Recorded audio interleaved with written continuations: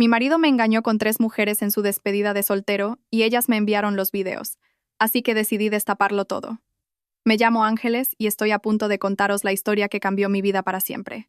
3 semanas antes del que se suponía que iba a ser el día más feliz de mi vida, llegué a casa del trabajo y encontré un sobre de papel craft sobre la mesa de nuestra cocina. Javier aún no había llegado. Se suponía que estaba en casa de su amigo ayudándole con la mudanza. Casi ignoré el sobre. No tenía remitente, solo mi nombre escrito con una caligrafía desconocida. Cuando lo abrí, mi mundo se derrumbó en 30 segundos. Fotos, docenas de ellas, y un pequeño pendrive. Me temblaban las manos mientras extendía las imágenes sobre nuestra encimera de Silestone, el mismo lugar donde Javier me había pedido matrimonio 6 meses antes. La primera foto mostraba a Javier en su despedida de soltero hacía 2 semanas. Recordaba esa noche. Carla, mi mejor amiga desde la facultad y mi testigo principal, me había organizado una noche de chicas mientras los hombres salían. Ella había insistido en que me relajara y no me preocupara. Los chicos son así, se había reído. Además, confías plenamente en Javi, ¿verdad? Pero allí estaba él, con el brazo alrededor de una mujer rubia que no reconocí. Ambos claramente ebrios y demasiado cerca. Su anillo de compromiso no se veía por ninguna parte. La segunda foto era peor. Javier besando a la misma rubia. Sus manos en lugares que me revolvieron el estómago. La tercera lo mostraba con una morena. Para la cuarta foto, mi visión se nubló por las lágrimas, pero no podía dejar de mirar. Entonces la vi. Carla, mi mejor amiga, mi dama de honor, la mujer que me había ayudado a elegir mi vestido de novia, que me había organizado 3 fiestas previas a la boda.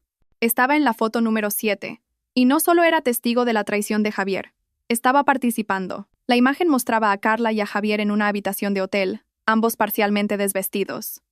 Pero lo que me destrozó no fue solo verlos juntos, fue la expresión en el rostro de Carla. No estaba borracha ni cometiendo un error. Parecía triunfante. Con manos temblorosas, conecté el pendrive a mi portátil. El primer vídeo mostraba a Carla llegando al hotel con bolsas de cotillón. En lugar de marcharse, se quedó. El video la mostraba animando a diferentes mujeres a acercarse a Javier, invitándolas a copas, señalándolo. Se casa en 2 semanas, decía su voz claramente a través de mis altavoces. Pero lo que pasa en la despedida, se queda en la despedida, ¿no? El segundo vídeo era insoportable. Javier y Carla juntos, pero peor fue oírlos hablar después. No tiene ni idea de lo aburrida que se ha vuelto, decía Javier. Siempre hablando de la boda, de la casa, del futuro. Tú me recuerdas a cuando la vida era divertida. Siempre has sido demasiado confiada, respondió Carla. La dulce Ángeles. Siempre creyendo lo mejor de todo el mundo. ¿De verdad piensa que has cambiado desde la facultad? Probablemente nunca se entere. Está tan centrada en hacer de novia perfecta. Cerré el portátil de golpe. Sentía el pecho oprimido, como si unas bandas de acero se apretaran alrededor de mis costillas. Nuestra cocina, con el pequeño huerto de hierbas aromáticas que yo había plantado y el frigorífico cubierto de fotos de nuestro compromiso, de repente parecía el escenario de una obra para la que nunca había hecho una audición. Mi móvil vibró. Javier. La mudanza se ha alargado más de lo previsto. Ceno algo con los chicos.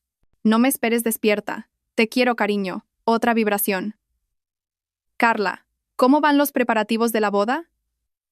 Solo quedan 3 semanas. Qué ganas de verte convertida en la señora García. Miré ambos mensajes. 3 semanas.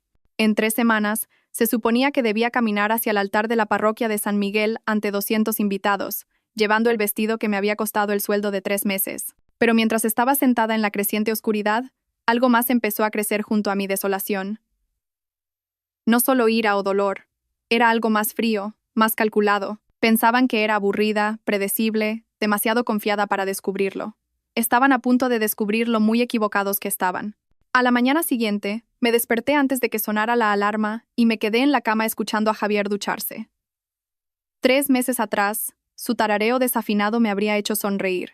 Esa mañana hizo que apretara la mandíbula con tanta fuerza que me dolían los dientes. Cuando salió con una toalla alrededor de la cintura y esa sonrisa fácil en su rostro, me mordí la mejilla para mantener mi expresión neutral. «Buenos días, preciosa», dijo, besándome en la frente. Sus labios se sentían como el hielo. «Buenos días», conseguí decir. «¿Qué tal la mudanza ayer?» «Agotadora», dijo sin dudar. «Dani tiene demasiadas cosas. Nos llevó hasta la medianoche cargarlo todo». Asentí y sonreí como la prometida confiada que había sido 24 horas antes. Durante el café, lo observé leer correos electrónicos, mostrándome de vez en cuando algún meme. Parecía completamente relajado. Si no hubiera visto esas fotos, nunca habría sospechado nada. Después de que se fuera a trabajar, me senté con mi portátil y el contenido del sobre. Mis manos estaban más firmes ahora, mi mente más clara. Me había pasado la noche pensando. Y al amanecer, mi plan se había cristalizado en algo hermoso y terrible. No iba a cancelar la boda. No iba a enfrentarme a él en privado ni a romper en silencio. Querían una boda. Iban a tener una que nunca olvidarían. Mi primera llamada fue a Producciones y Eventos García. Hola, soy Ángeles López. Me caso en 3 semanas en la parroquia de San Miguel y quiero añadir un elemento sorpresa especial, algo realmente memorable. ¿Qué tenía en mente? Quiero instalar una pantalla grande detrás del altar. Tengo un montaje de video romántico como sorpresa para mi prometido, algo que dejará boquiabiertos a todos nuestros invitados. Discutimos los detalles. La pantalla sería de 4 por 3 metros, colocada de manera que todos los invitados tuvieran una visión clara. Su técnico lo manejaría todo desde la cabina de sonido. Mi segunda llamada fue a mi primo Ricardo, que trabajaba en edición de video. Necesito ayuda para editar unas imágenes. Es algo personal y necesito que parezca profesional. ¿Qué tipo de imágenes? Decidí ser honesta. Pruebas de que mi prometido me engaña. Voy a ponerlas en nuestra boda. Una larga pausa. Ángeles, ¿estás segura? Quizá haya una forma mejor. Ricardo, ¿me ayudas o no? Envíame los archivos. Haré que parezca una producción de Hollywood. Los días siguientes fueron una clase magistral de interpretación.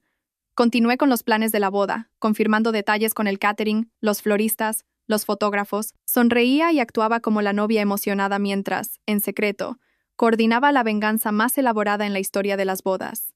Javier seguía ajeno a todo. Continuó con su rutina. Trabajo, gimnasio, noches con los amigos. Incluso me trajo flores el jueves. Solo quedan 2 semanas y media para que seas la señora García, dijo, haciéndome girar en nuestro salón. Yo tampoco puedo esperar, respondí. Y fue lo más sincero que le había dicho en días. Carla estaba igualmente despistada. Llamaba a diario con novedades de la boda. Ayer recogí mi vestido. Vas a estar preciosa caminando hacia el altar. Estoy segura de que será un día que ninguno de nosotros olvidará jamás. Desde luego. Todo va a ser perfecto. Javi y tú sois muy afortunados. La ironía era sofocante. Ricardo llamó 3 días antes de la boda. Tu video está listo. Tengo que preguntártelo una vez más. ¿Estás completamente segura de esto? Más segura que nunca en mi vida. Lo que has creado aquí va a destrozar la vida de varias personas. Bien, dije, y lo decía en serio. El vídeo final era una obra de arte. Ricardo había editado las imágenes más condenatorias en una presentación impecable de 10 minutos, con marcas de tiempo, audio claro y transiciones artísticas. Había incluido no solo la evidencia física, sino las conversaciones posteriores. Javier y Carla riéndose de mi ingenuidad, planeando futuros encuentros, bromeando sobre lo fácil que era engañarme. 2 días antes de la boda, me reuní con el padre Alonso para la consulta final. Todo parece en orden, dijo. ¿Hay algo más? De hecho, sí. He preparado una presentación especial, un video sobre nuestra relación, muy significativo. Eso es inusual para una ceremonia. Es importante para mí que todos lo vean antes de pronunciar mis votos. Él asintió lentamente. Si es tan importante, podemos hacer un hueco. Al salir de la iglesia, una extraña paz se apoderó de mí. En 48 horas, todo el mundo sabría exactamente quiénes eran realmente Javier y Carla. La mañana de la boda llegó con un sol radiante sobre Madrid que parecía burlarse de mi agitación interior. Me desperté a las 5 de la mañana en la habitación de mi infancia, en casa de mis padres, donde la tradición dictaba que pasara mi última noche como soltera. «Hija mía, estás radiante», dijo mi madre, trayéndome un café con leche y una tostada. Este va a ser el día más bonito. Si ella supiera, pensé, aceptando el café. Mis manos estaban sorprendentemente firmes, más firmes de lo que habían estado en semanas. A las 7 de la mañana, ya estaba en la iglesia para los últimos preparativos. La furgoneta de Producciones y Eventos García ya estaba allí, con los técnicos descargando el equipo por la entrada lateral. Señorita López, soy Miguel, de Eventos García. Estamos aquí para su presentación sorpresa. Perfecto. ¿Cuánto tardará la instalación? Unas 2 horas. La pantalla irá colocada detrás del altar. Los cables de control irán a la cabina de sonido. Dijo que su primo se encargaría de manejarlo. Sí, Ricardo se ocupará de todo. Le di la información de contacto de Ricardo.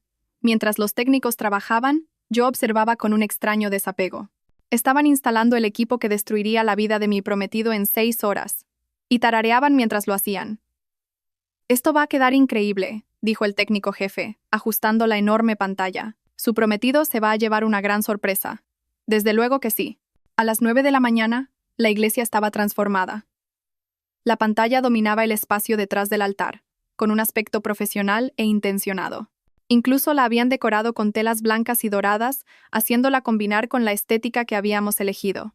Me encontré con Ricardo en el aparcamiento cuando el equipo de audiovisuales terminaba. Mi primo parecía nervioso, algo inusual en él. «Última oportunidad para pensártelo», dijo, sosteniendo el pendrive. «Una vez que entregue esto, no hay vuelta atrás». Ya no hay vuelta atrás de todos modos. La única cuestión es si Javier y Carla afrontan las consecuencias o siguen viviendo sus mentiras mientras yo finjo que nunca me he enterado. Ricardo estudió mi rostro y luego asintió. «Eres más fuerte de lo que pensaba. Soy más fuerte de lo que nadie pensaba, incluyéndome a mí». La mañana pasó volando. Citas en la peluquería, maquillaje, fotografía, la llegada de los parientes. Mis damas de honor se reunieron en la sala nupcial, parloteando emocionadas mientras yo observaba cómo mi reflejo se transformaba en la novia perfecta. Carla llegó a mediodía, radiante con su vestido azul oscuro de dama de honor. «Ángeles, estás espectacular. Javi se va a morir cuando te vea». «Eso espero», dije, y ella se rió. «Te he traído algo», dijo, sacando una pequeña caja azul. Algo azul, por la tradición. Dentro había una delicada pulsera de zafiros. La ironía de aceptar un regalo de mi traidora debería haber sido dolorosa, pero solo sentí una fría diversión. «Es preciosa, Carla. Gracias por ser tan buena amiga».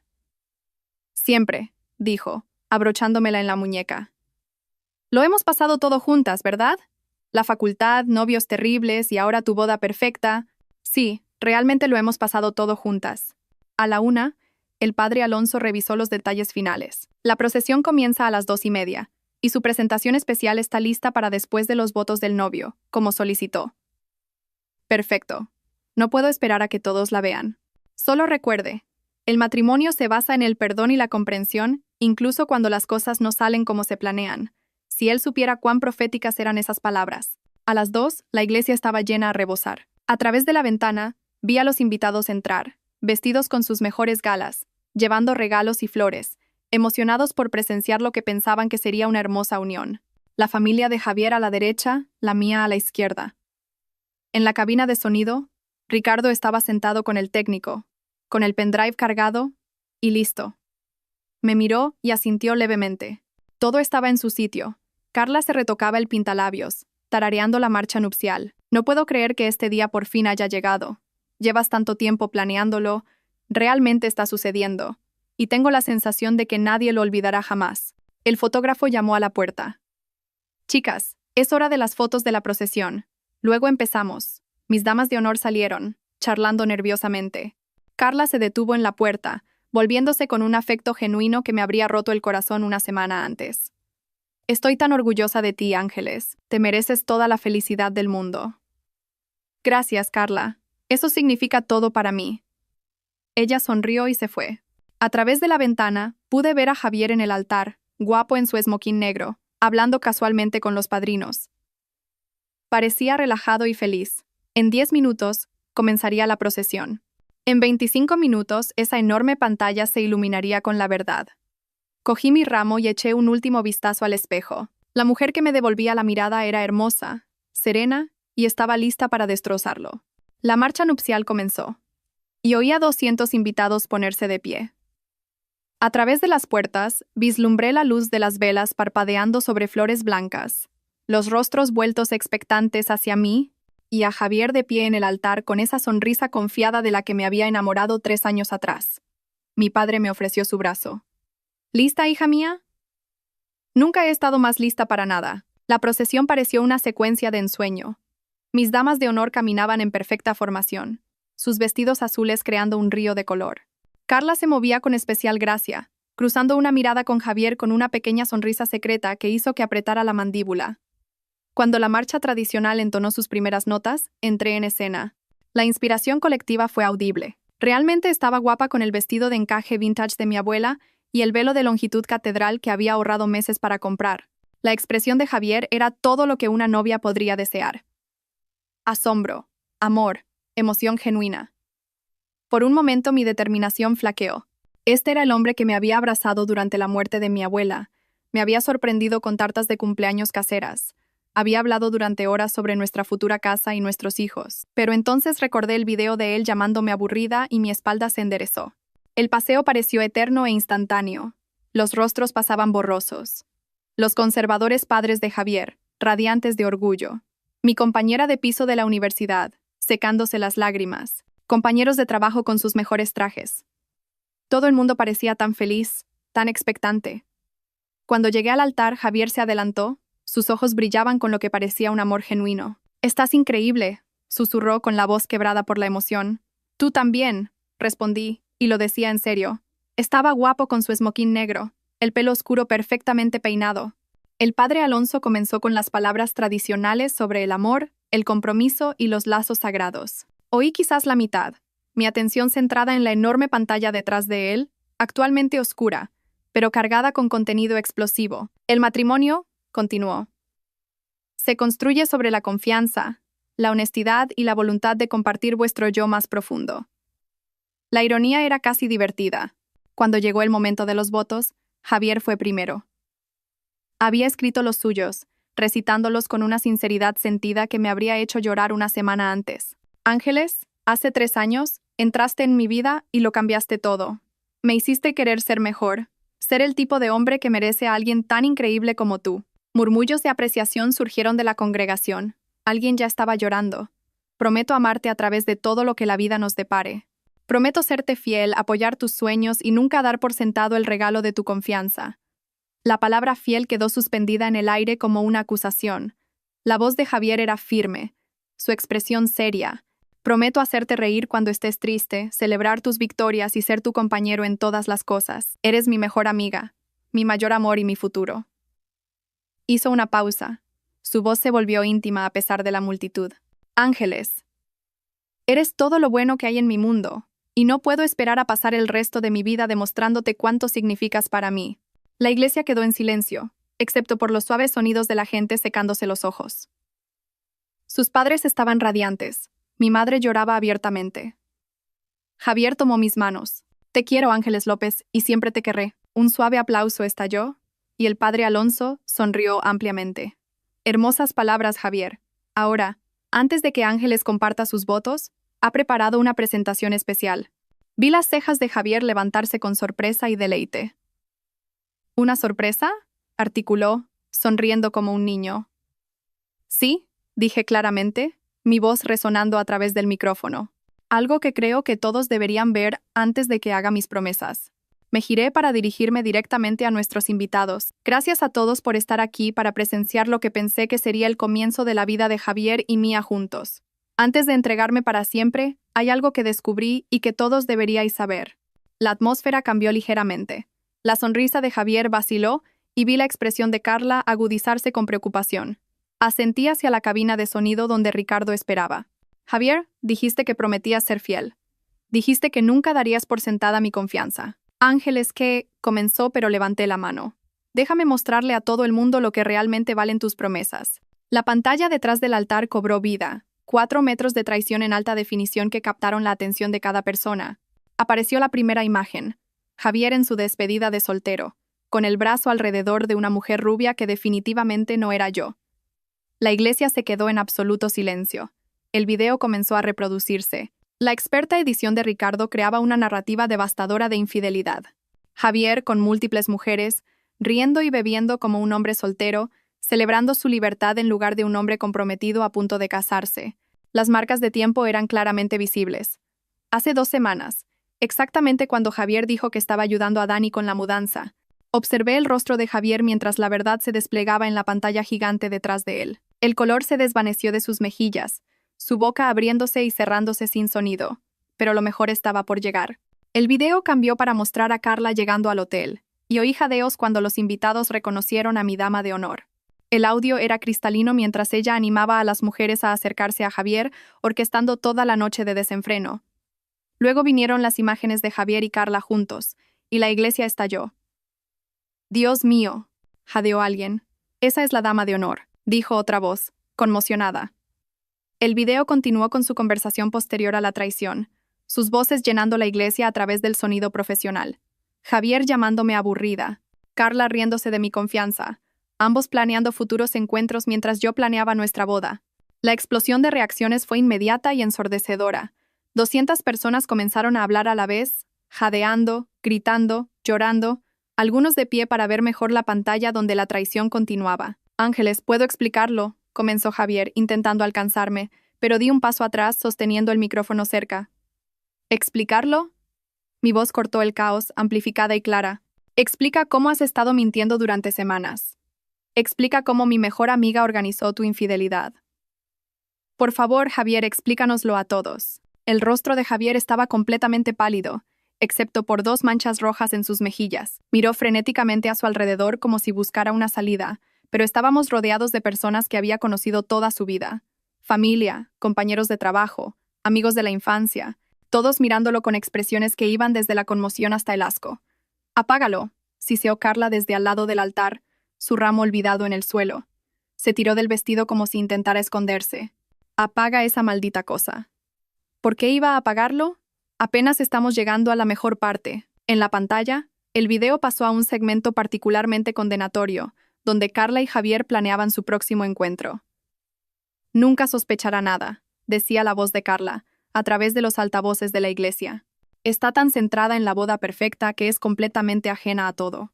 La madre de Javier, una católica devota que había criado a 5 hijos y nunca se había perdido una misa dominical, se levantó bruscamente del primer banco. «Javier Miguel García», dijo, su voz temblando de furia. «¿Qué has hecho?» Su padre, un respetado constructor que había levantado la mitad del barrio, permaneció sentado, pero su rostro era de piedra.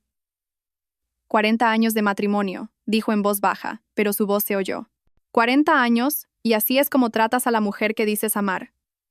«Papá, por favor, no es lo que parece», comenzó Javier, pero sus palabras fueron ahogadas por nuevos jadeos mientras el video lo mostraba a él y a Carla en una posición aún más comprometedora. La reacción de mi propia familia fue igual de dramática. Mi padre, que me había llevado al altar minutos antes, se puso de pie con tal fuerza que derribó los programas. «Aléjate de mi hija», dijo, con una voz mortalmente tranquila. Mi madre lloraba, pero no eran lágrimas de felicidad. Eran lágrimas de rabia y desolación por la humillación pública de su hija. «¿Cómo pudiste hacerle esto?», exigió, señalando a Javier. «¿Cómo pudisteis los dos?» Las damas de honor, todas amigas de la facultad que conocían a Carla casi tanto como yo, miraban con total perplejidad. Jessica, mi antigua compañera de piso, habló primero. «Carla, ¿qué demonios te pasa?» «Tú organizaste su despedida de soltero», añadió Mónica con la voz en aumento. «Ayudaste a planificar esta boda. Le organizaste 3 fiestas». Carla temblaba visiblemente, su maquillaje perfecto manchado mientras las lágrimas se mezclaban con la base. «Simplemente sucedió», dijo débilmente. «Estábamos borrachos y simplemente...» «Mentira», dije por el micrófono, y varios parientes mayores jadearon. «Pon los mensajes de planificación, Ricardo». La pantalla cambió a capturas de pantalla de conversaciones de texto entre Javier y Carla que se remontaban a meses atrás. Mensajes sobre cuándo estaría yo fuera de la ciudad, cuándo podrían verse, cómo coordinar horarios en torno a mi trabajo y los preparativos de la boda. Esto no fue un error de borracho. Fue una aventura calculada que abarcó la mitad de nuestro compromiso. Javier hizo otro intento desesperado por controlar la situación. «Ángeles, por favor, ¿podemos hablar en privado? Hay cosas que no entiendes». «¿Qué es lo que no entiendo, Javier?», interrumpí, mi voz resonando por la iglesia. «Ayúdame a entender cómo prometiste amarme y respetarme mientras planeabas acostarte con otras mujeres. Ayúdame a entender cómo me llamaste aburrida a mi mejor amiga mientras ella te ayudaba a engañarme». Me volví para mirar directamente a Carla, que estaba apretada contra el altar como si intentara desaparecer en el mármol.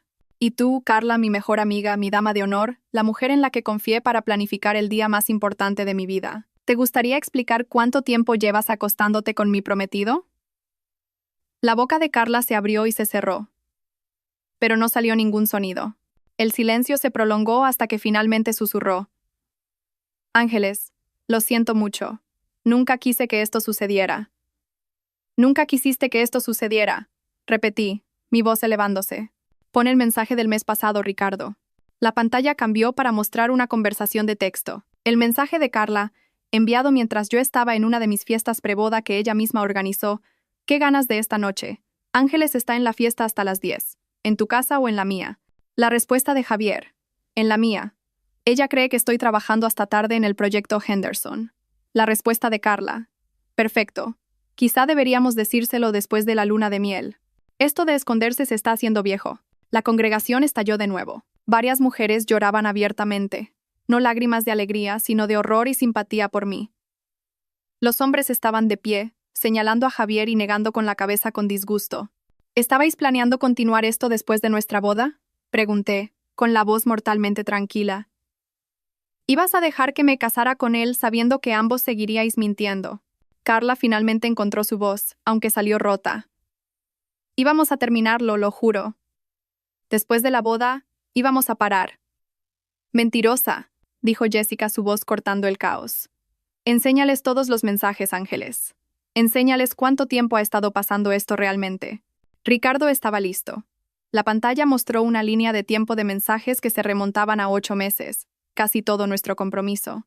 Mensajes sobre reuniones secretas, evitar ser descubiertos, su relación física y, lo peor de todo, sobre mí. Es tan confiada que es casi patético, leía un mensaje de Carla. De hecho, me dio las gracias por ayudarla a elegir lencería para vuestra luna de miel. No tiene ni idea de que sé exactamente lo que te gusta. A veces me da pena, había respondido Javier. Pero luego empieza a hablar de los colores de la boda o de los papeles de la hipoteca, y recuerdo por qué te necesito para mantenerme cuerdo.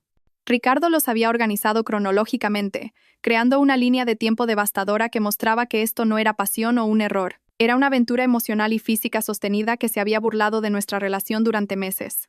Los padrinos de Javier, amigos de la infancia que habían estado a su lado minutos antes, se estaban apartando como si tuviera una enfermedad contagiosa. Su mejor amigo, Danny, negó con la cabeza con disgusto. «Tío, estás enfermo», dijo Danny lo suficientemente alto como para que varias filas lo oyeran. «Te ayudé a mentirle. Te cubrí. Pensé que tenías dudas, no esto». Javier intentó acercarse a mí una vez más. «Ángeles, cariño, por favor. Podemos superar esto. Lo que Carla y yo teníamos no significaba nada. Eres tú con quien quiero casarme». Me reí, y el sonido fue agudo y amargo en el repentino silencio. ¿Lo que teníais no significaba nada? ¿8 meses no significaron nada? ¿Planear continuar después de nuestra boda no significaba nada?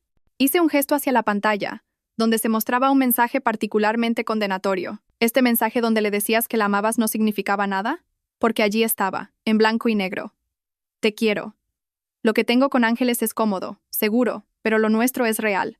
Los hombros de Javier se hundieron al ver sus propias palabras expuestas para que todos las vieran. Estaba confundido. No lo decía en serio. Decías cada palabra, dije. Lo único que no decías en serio eran los votos que acabas de pronunciarme. Me volví para dirigirme directamente a la congregación. Damas y caballeros, gracias por venir a presenciar lo que se suponía que sería el comienzo de mi matrimonio. En su lugar habéis presenciado el final de mi relación con 2 personas en las que pensé que podía confiar mi vida. Me quité el anillo de compromiso, y lo sostuve para que todos lo vieran antes de colocarlo en el altar. Este anillo debía simbolizar confianza, compromiso y amor. En su lugar, se ha convertido en un símbolo de mentiras y traición. El silencio que siguió fue ensordecedor hasta que el padre de Javier, Roberto García, se levantó lentamente del primer banco. Su rostro estaba tallado en piedra. Sus ojos oscuros ardían con una furia que nunca antes había visto. Roberto imponía respeto en nuestra comunidad. Un constructor de éxito que había levantado la mitad del barrio. Un diácono en la iglesia, un hombre cuya palabra era su ley. 43 años, dijo, su voz resonando en la iglesia silenciosa. 43 años llevo casado con tu madre, Javier, a través de la pobreza, la enfermedad, criando a 5 hijos con el sueldo de un albañil. Ni una sola vez rompí mis votos, ni una sola vez deshonré el nombre de nuestra familia. Se adentró en el pasillo, con sus manos curtidas apretadas a los costados. Y así es como pagas los valores que te enseñamos. Así es como tratas a una mujer que te amó lo suficiente como para unir su vida a la tuya. Javier dio un paso hacia su padre. Papá, por favor, ¿puedo explicarlo? ¿Explicar? La voz de Roberto se elevó a un rugido que resonó en las paredes de la iglesia. Explica cómo has traído la vergüenza a nuestra familia en la casa de Dios. Explica cómo te has burlado del sacramento del matrimonio frente a todos los que conocemos. María García, la madre de Javier, lloraba en silencio en el primer banco, con un rosario apretado en sus manos temblorosas. Era una mujer pequeña, de apenas 1,5 metros, pero cuando se puso de pie, pareció llenar el espacio con su dignidad y dolor. «Hijo mío», dijo, con la voz quebrada, «¿cómo pudiste hacer esto? ¿Cómo pudiste herir a esta chica tan buena que te quería tanto?» «Mamá, no es lo que parece», comenzó Javier. Pero su madre lo interrumpió con un gesto que lo silenció de inmediato. «Es exactamente lo que parece», dijo con firmeza. «Y peor, porque no solo traicionaste a Ángeles, sino que hiciste a tu familia cómplice de tus mentiras. Cada vez que preguntábamos por la boda, cada vez que planeábamos y celebrábamos, nos dejaste creer en algo que era falso». El peso de la decepción de sus padres era visible en el rostro de Javier. Sus hombros se hundieron, y por primera vez desde que comenzó el video, parecía verdaderamente derrotado. Pero sus padres no habían terminado.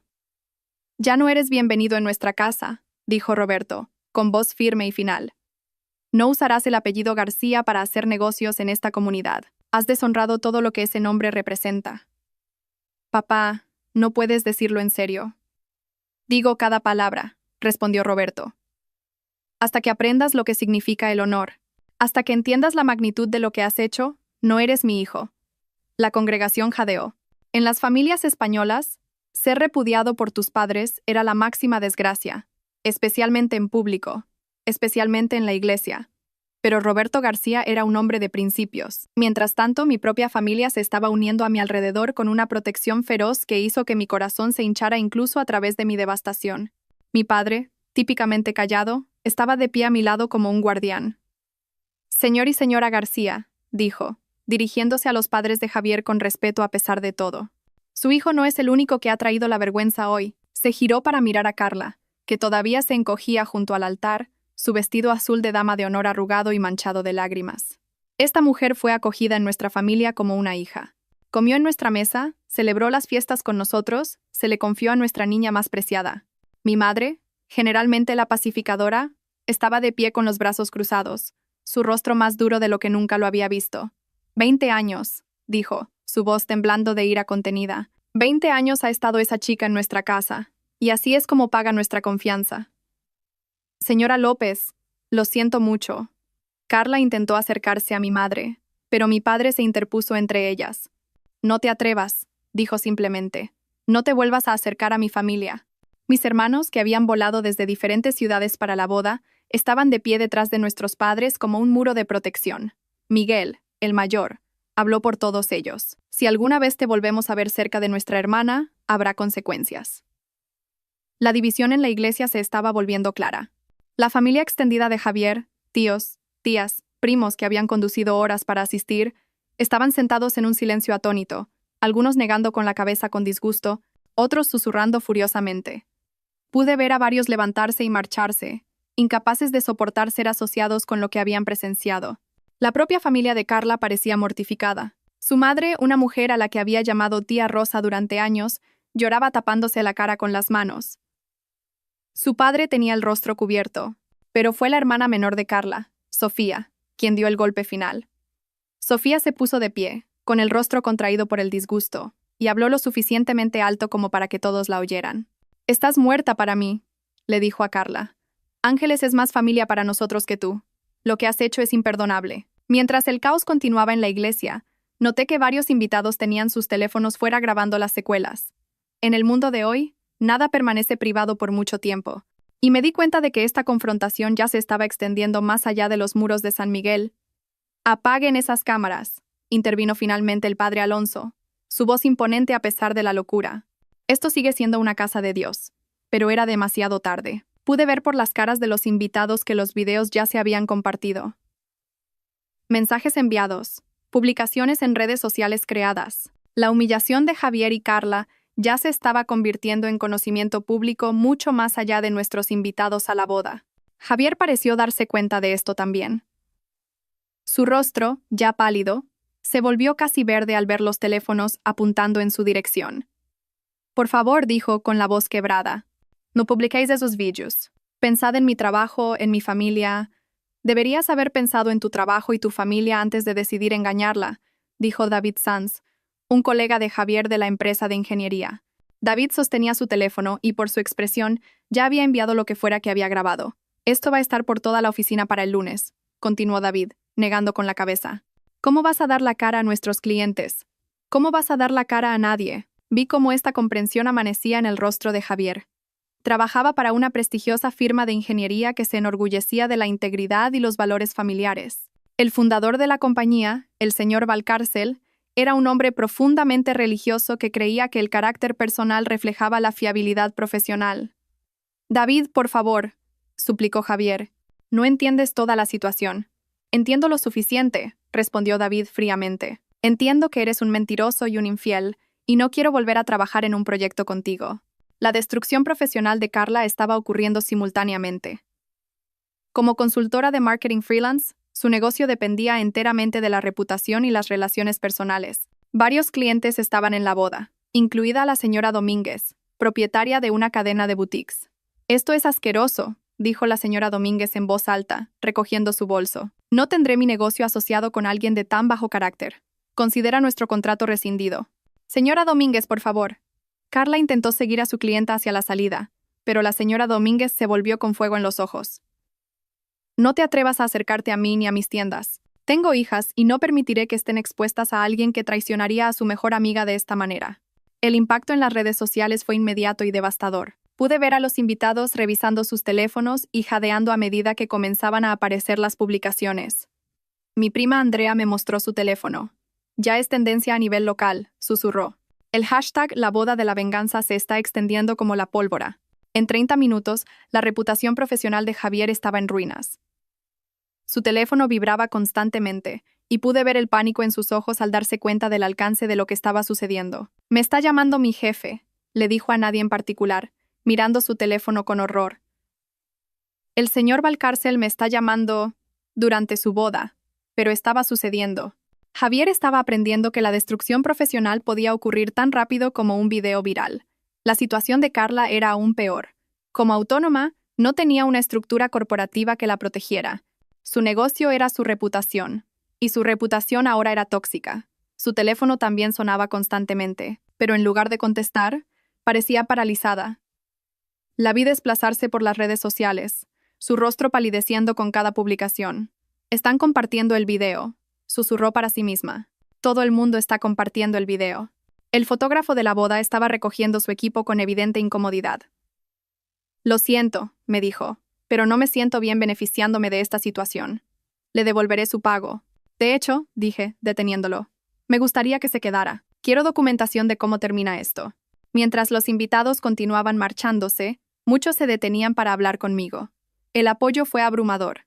Los propios parientes de Javier se acercaban para disculparse por su comportamiento, para distanciarse de sus acciones.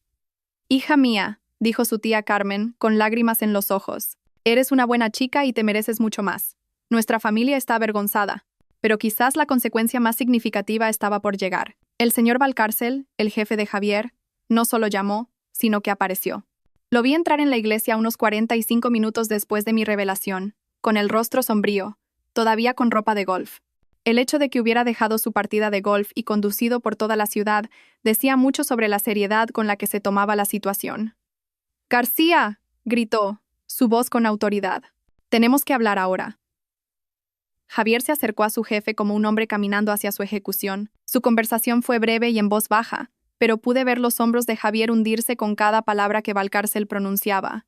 Cuando Valcárcel se fue, Javier estaba visiblemente afectado. Su mejor amigo, Dani, se acercó con cautela. «¿Qué te ha dicho?», preguntó Dani. «Estoy despedido», respondió Javier aturdido. «Con efecto inmediato». Dijo que la empresa no puede tener a alguien de carácter moral cuestionable representándolos ante los clientes. Las implicaciones financieras eran asombrosas. Javier había perdido su buen sueldo, el coche de empresa, el seguro médico y una reputación que le había costado años construir. Todo se había esfumado en menos de una hora. La boda que se suponía que sería el comienzo de nuestra vida juntos se había convertido en el final de la de ellos. Para el domingo por la mañana, menos de 24 horas después de mi boda que no fue, las ondas expansivas se estaban extendiendo por nuestra comunidad como la pólvora. Me desperté en la habitación de mi infancia con 17 llamadas perdidas y 43 mensajes de texto. Mi madre llamó a la puerta con un café y una expresión sombría. Hija, tienes que ver esto, dijo, pasándome su tablet. El periódico local se había hecho eco de la historia. El titular decía: novia destapa a su prometido infiel y a la dama de honor en plena ceremonia nupcial. Debajo había una foto que alguien había tomado de la pantalla gigante de la iglesia mostrando a Javier y Carla en su momento más comprometedor. Está en todas partes, continuó mi madre. Los programas de radio matutinos están hablando de ello. Tu prima dice que está por todo Facebook e Instagram. Me desplacé por los comentarios del artículo de noticias, cientos de ellos, en su mayoría de apoyo. Bien por ella, leía uno. Ojalá hubiera tenido su valor cuando mi marido me engañó, pero el verdadero daño estaba ocurriendo a las personas que habían sido cómplices del engaño de Javier y Carla. Mi teléfono sonó. Era Jessica, una de mis damas de honor. Ángeles, tienes que saber lo que está pasando, dijo sin preámbulos. ¿Recuerdas a Tomás y Luisa, la pareja que te presentó a Javier? Sí los recordaba. Tomás y Luisa Herrera, amigos casados de mi clase de yoga que habían traído a Javier a una cena específicamente para conocerme, habían estado muy orgullosos de hacer de Celestinos. ¿Qué pasa con ellos?, pregunté. Luisa me llamó esta mañana llorando. Aparentemente, Tomás sabía de la aventura. Javier se lo contó hace meses y Tomás nunca dijo nada. Luisa se enteró ayer cuando los vídeos se hicieron virales y ha pedido el divorcio. Se me encogió el estómago. ¿Se está divorciando de él por esto? Dijo que si él podía guardar un secreto así sobre su amigo, ¿cómo podría confiar en él para cualquier cosa? Dice que es cómplice de abuso emocional. Esto era exactamente lo que no había previsto. ¿Cómo mi revelación crearía fracturas en otras relaciones, obligando a la gente a examinar sus propias parejas a través del prisma de la lealtad y la honestidad? Jessica no había terminado. Y hay más. ¿Conoces a Diego, el padrino de Javier? Su novia, Sara, se enteró de que él también lo sabía y no se lo dijo. Lo dejó anoche. ¿Cuánta gente lo sabía?, pregunté, sintiéndome mal. Más de lo que pensábamos. Es como si tu video hubiera abierto una compuerta. La gente está confesando que tenía sospechas, o que había visto cosas, o que les habían contado partes. Todos los que guardaron silencio ahora están siendo responsabilizados por sus propias parejas. El efecto dominó fue brutal y completo. Para el lunes, me enteré de que al menos 6 parejas de nuestro círculo social extendido estaban teniendo serios problemas de relación porque una de las partes había sabido de la aventura de Javier y Carla y no había dicho nada, pero quizás la consecuencia más devastadora le estaba ocurriendo al negocio de Carla. Como consultora de marketing freelance, dependía de las recomendaciones y del boca a boca. En 48 horas, su red profesional se había evaporado. La señora Domínguez no solo había rescindido su contrato, había advertido activamente a otros dueños de negocios. Llamé a todos los que conozco, le dijo a mi madre en el supermercado. Les dije exactamente qué tipo de persona estarían contratando. El restaurante donde habíamos planeado nuestra recepción, Bella Vista, me llamó el lunes por la mañana. Señorita López, dijo el gerente. Queríamos informarle de que hemos reembolsado su depósito y cancelado su reserva. También queríamos que supiera que hemos prohibido la entrada tanto al señor García como a la señorita Carla a nuestro establecimiento. No tienen que hacer eso, dije, aunque me conmovió su apoyo. De hecho, sí tenemos que hacerlo. Varios de nuestros clientes habituales estuvieron en su boda y nos han dejado claro que no seguirán patrocinando nuestro restaurante si damos la bienvenida a personas que se comportarían de manera tan despreciable. El ostracismo social fue completo y devastador. Javier y Carla no solo estaban perdiendo relaciones individuales, estaban siendo sistemáticamente excluidos de toda la comunidad que todos habíamos compartido. Mi primo Ricardo llamó el martes con una actualización que era casi cómica en su alcance. El video se ha compartido más de 10,000 veces, dijo. Estoy recibiendo llamadas de programas de televisión que quieren entrevistarte. Aparentemente, te has convertido en una especie de heroína popular para las mujeres traicionadas. No quiero ser la heroína de nadie, le dije. Solo quería que la verdad saliera a la luz. Bueno, la verdad definitivamente ha salido. Javier ha sido desahuciado de su piso. Aparentemente, su casero vio el video y decidió que no quería ese tipo de inquilino. Y Carla ha tenido que volver a casa de sus padres porque no puede pagar el alquiler sin sus clientes. 2 semanas después de la boda, las ramificaciones legales y financieras comenzaron a cristalizarse en algo mucho más devastador de lo que había anticipado inicialmente. Lo que comenzó como una humillación pública se había convertido en una ruina financiera completa tanto para Javier como para Carla. Mi abogada, Patricia Velasco, me llamó el miércoles por la mañana con una noticia que hizo que mi café supiera amargo. Ángeles. tenemos que hablar de la situación de la casa. Es más complicado de lo que pensábamos inicialmente.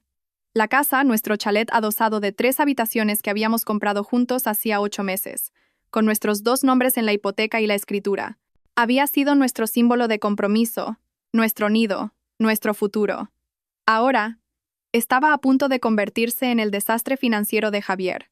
La hipoteca es de 1.500 euros al mes, continuó Patricia. Con Javier en el paro y su historial crediticio cayendo en picado debido a la publicidad, no puede optar a una refinanciación para eliminar tu nombre. Tampoco puede permitirse los pagos solo. ¿Qué significa eso para mí? Significa que tienes motivos para forzar la venta. Dadas las circunstancias y el hecho de que su infidelidad causó el fin de la relación, estás en una excelente posición para exigir la liquidación inmediata de todos los activos compartidos. El momento no podría haber sido peor para Javier. El mercado inmobiliario se había enfriado recientemente y las casas en nuestro barrio tardaban más en venderse. Nuestra casa, que habíamos comprado por 300.000 euros, probablemente se vendería por unos 270.000 euros después de las comisiones de la inmobiliaria y los gastos de cierre. Así que perderá unos 30.000 euros, pregunté, más su mitad de la entrada, que fueron 25.000 euros. Está ante una pérdida total de unos 35.000 euros, asumiendo que la casa se venda rápido. Para alguien ahora desempleado con una reputación destruida, 35.000 euros bien podrían haber sido 350.000.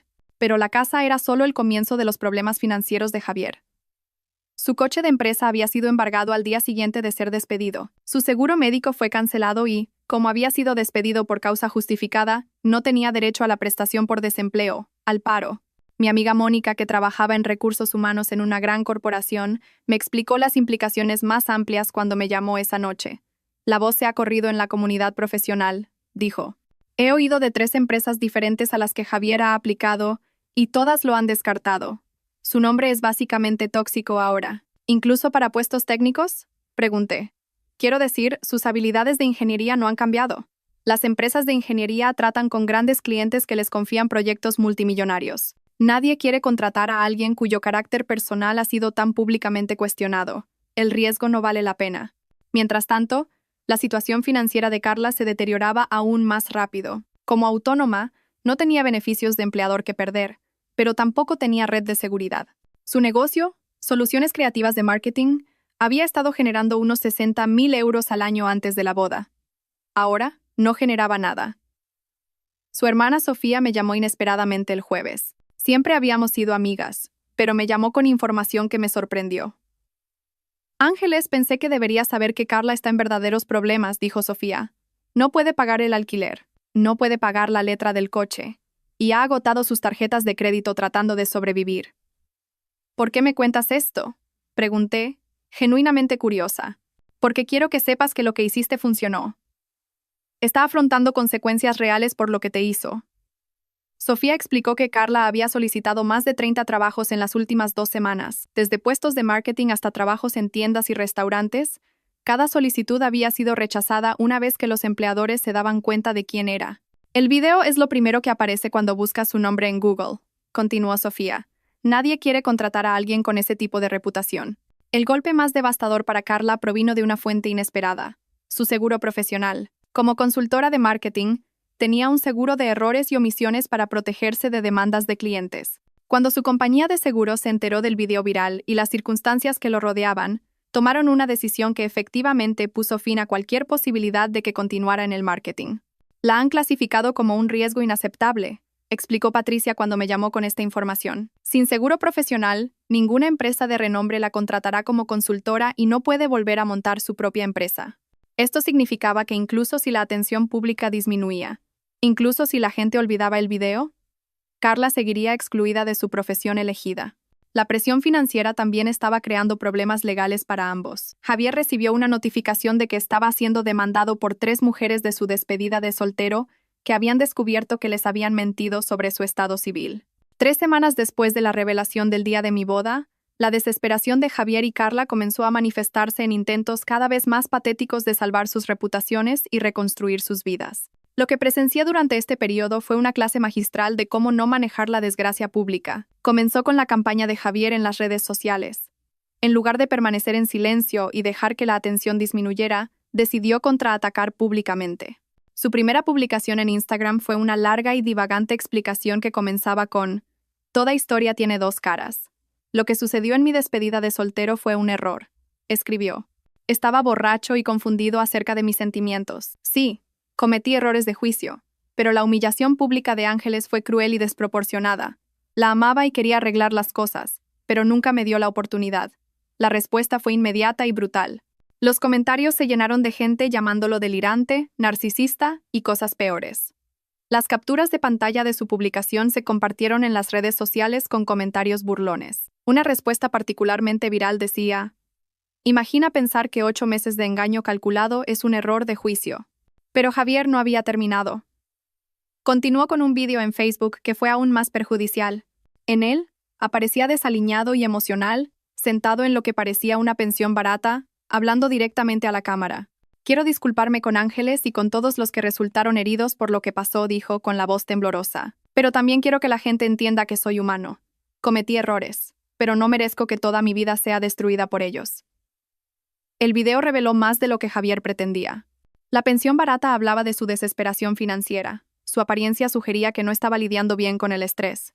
Lo más perjudicial de todo es que sus palabras sugerían que todavía no entendía la magnitud de lo que había hecho. El video fue compartido miles de veces, pero no con simpatía. La gente se burló de su autocompasión, creó memes de sus momentos más patéticos y lo usó como ejemplo de cómo no disculparse por una infidelidad. La frase "soy humano" se convirtió en un chiste recurrente en los foros de relaciones. Los intentos de redención de Carla fueron aún más desacertados. Comenzó contactando a amigos en común, tratando de explicar su versión de la historia. Estas conversaciones invariablemente salían mal, y a menudo se compartían con otros, dañando aún más su reputación. "Me llamó anoche", me dijo Jessica, con la voz llena de disgusto. "Quería explicar que nunca quiso hacerte daño, que sus sentimientos por Javier eran reales y que toda la situación se le fue de las manos". "¿Qué le dijiste?". "Le dije que seducir intencionadamente al prometido de tu mejor amiga no se va de las manos. Es planeado, deliberado y malvado". Luego colgué, pero la decisión más perjudicial de Carla fue conceder una entrevista a un bloguero local que tenía un sitio web de consejos sobre relaciones. Pensó que contar su historia generaría simpatía y quizás ayudaría a reconstruir su imagen. En cambio, se convirtió en una sensación viral por todas las razones equivocadas. En la entrevista, Carla intentó presentarse como una víctima de sus propias emociones. "Me enamoré de Javier", dijo. "No puedes controlar de quién te enamoras". Sí, debería habérselo dicho a Ángeles, pero tenía miedo de perderlos a ambos. El bloguero, intuyendo una historia que generaría clics, la presionó sobre la cronología y los detalles. Carla, aparentemente creyendo que la honestidad ayudaría a su caso, reveló información que empeoró todo. "Comenzó unos 6 meses antes de la boda", admitió. "Javier me dijo que tenía dudas sobre casarse con Ángeles, y yo estaba allí para escucharlo. Una cosa llevó a la otra". Continuó describiendo su relación en detalle, incluyendo información sobre sus reuniones secretas, comunicaciones y planes para el futuro. Lo más perjudicial de todo fue que reveló que habían discutido contármelo después de la luna de miel, presentándolo como si hubieran estado planeando ser honestos todo el tiempo. La entrevista se tituló "La otra mujer habla, una historia de amor y arrepentimiento", y explotó en las plataformas de redes sociales. Pero en lugar de generar simpatía, creó una nueva ola de indignación. La gente estaba consternada por su intento de romantizar su traición, su continuo egoísmo y su completa falta de remordimiento genuino. Los comentarios fueron salvajes.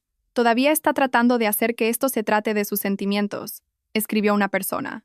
"Cero responsabilidad, cero disculpa genuina, cero comprensión de lo que destruyó". Otro comentario que obtuvo cientos de "me gusta" decía: "Nótese cómo nunca menciona cómo se sintió Ángeles o lo que perdió Ángeles. Todo se trata de su historia de amor con un prometido infiel". La entrevista también reveló información que dañó aún más los intentos de rehabilitación de Javier.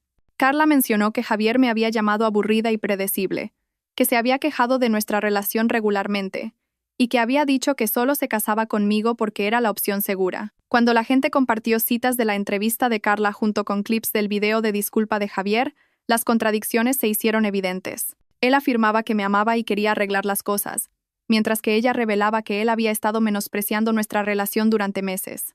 Sus intentos separados de control de daños se estaban socavando mutuamente, creando una narrativa aún más perjudicial que la que mi revelación original había creado. El intento más vergonzoso de redención llegó cuando Javier intentó contactarme directamente. Envió una carta de 20 páginas escrita a mano a casa de mis padres. La carta era una mezcla divagante de disculpa, autojustificación y súplica desesperada. Ángeles, comenzaba. Sé que probablemente no quieras saber de mí, pero necesito que sepas cuánto lo siento. Lo que pasó entre Carla y yo no fue amor real. Fue una fantasía, un error que se nos fue de las manos. La carta contradecía todo lo que Carla había dicho en su entrevista, sugiriendo que ahora se estaban atacando mutuamente en su desesperación. 6 meses después de la revelación del día de mi boda, estaba sentada en una cafetería en el barrio de Salamanca de Madrid, revisando notas para lo que se había convertido en un inesperado nuevo capítulo de mi vida. La mujer frente a mí era Sara Sanz, una agente literaria que me había localizado después de que mi historia ganara atención nacional. Las editoriales están muy interesadas, decía Sara. Tu historia ha resonado con mujeres de todo el país. La combinación de traición, empoderamiento y justicia ha tocado una fibra sensible.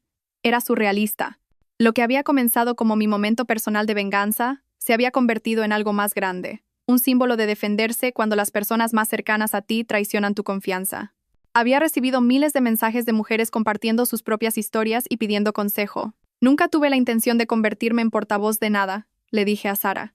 Solo quería que Javier y Carla afrontaran las consecuencias de lo que hicieron. Y ciertamente lo han hecho, respondió ella, consultando sus notas. Según mi investigación, Javier está trabajando en una ferretería en Toledo y vive con su primo. Carla se mudó de vuelta a su pueblo natal en Extremadura y trabaja como guardia de seguridad nocturna. Las actualizaciones sobre sus vidas habían llegado a través de diversas fuentes a lo largo de los meses. La desesperada campaña de cartas de Javier había continuado durante semanas, cada carta más patética que la anterior. En una me rogaba que llamara a su madre porque estaba desconsolada por haber perdido a la hija que nunca tuvo. En otra, se ofreció a ir a terapia, a la iglesia, a hacer cualquier cosa si tan solo le hablaba. Nunca respondía a ninguna de ellas. Los intentos de redención de Carla habían sido igualmente infructuosos, pero más destructivos públicamente.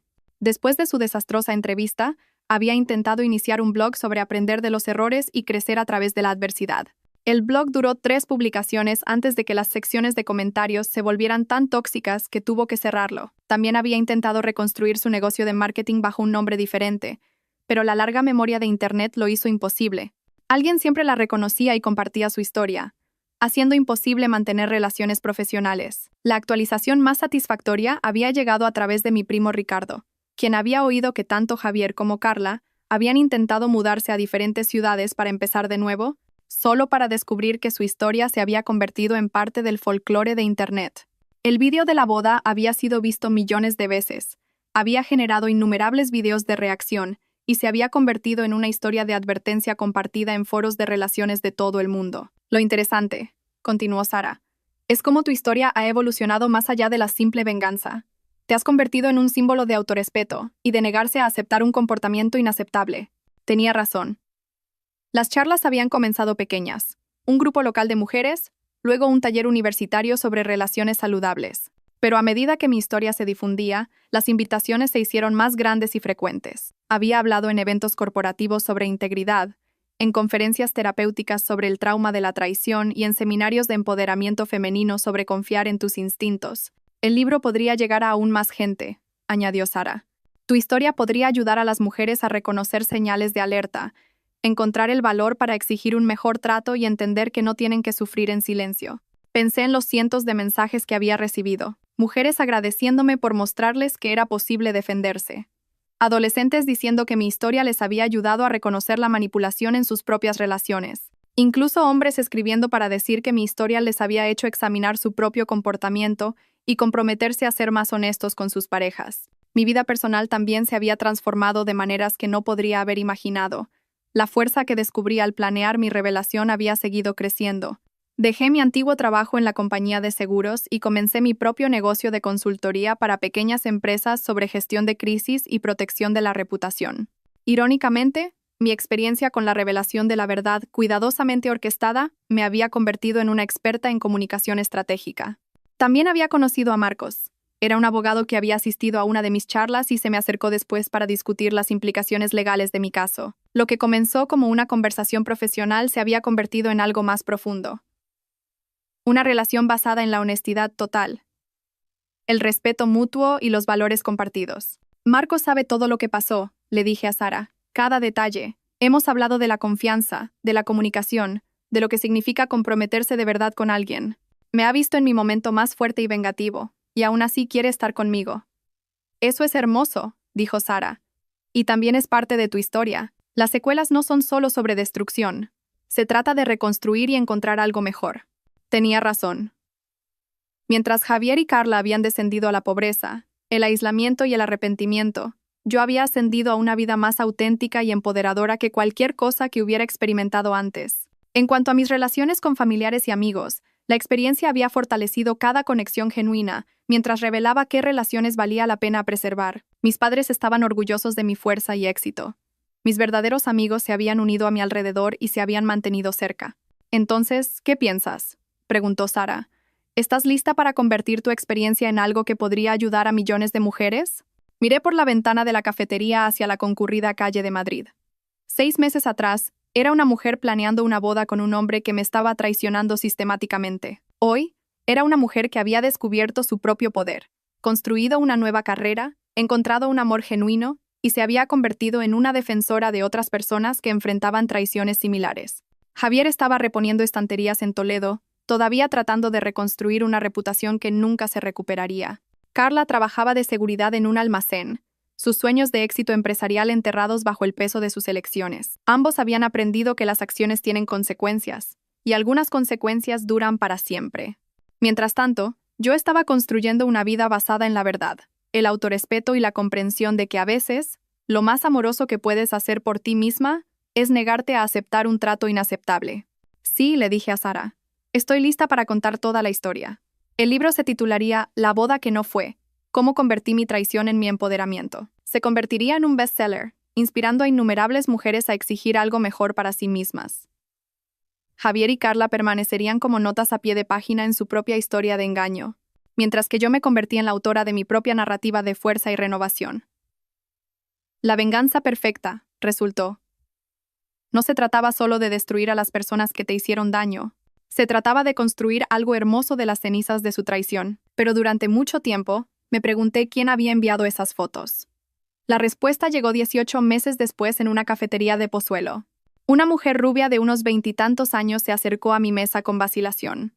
¿Eres Ángeles López?, preguntó nerviosamente. Soy Jessica Vázquez.